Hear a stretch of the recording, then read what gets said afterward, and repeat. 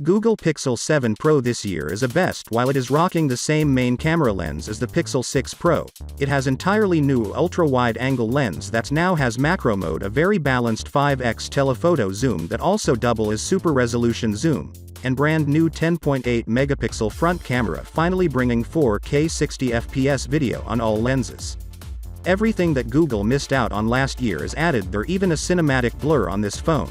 So this year they're bringing everything to the table, and Samsung does have a very well-aged 108 megapixel sensor, and it still has the best zoom camera setup on the market, but it seems like Google is catching up. Google is now packing almost all the camera features that Samsung would offer, plus a proper astrophotography mode which is better than any other phone camera out there. The Samsung Galaxy S22 Ultra is a 6.8-inch behemoth that copy the old Galaxy Note design of years past, complete with S Pen support. The sheer size alone makes it hard to use one-handed, but our reviewer disliked its boxier design compared to the S21 Ultra, with 90-degree angle foam corners and protruding cameras that makes the phone wobble on a desk and attract dust. The 6.7-inch Pixel 7 Pro, meanwhile, has Google's distinctive horizontal camera bar that makes the phone perfectly balanced on a desk.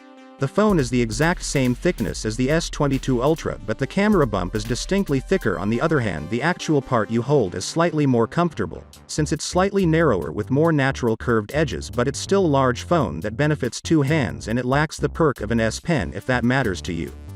Both phones are having a Quad HD high-range display with LTPO 120Hz refresh rate, and the big difference here is that the brightness of Samsung is a lot more than the Pixel 7 Pro, so it's rocking a 1700 nits peak brightness compared to 1200 on the Pixel 7 Pro, which is almost like an upper mid-range level brightness. In terms of direct sunlight view, the S22 Ultra is definitely going to have better visibility.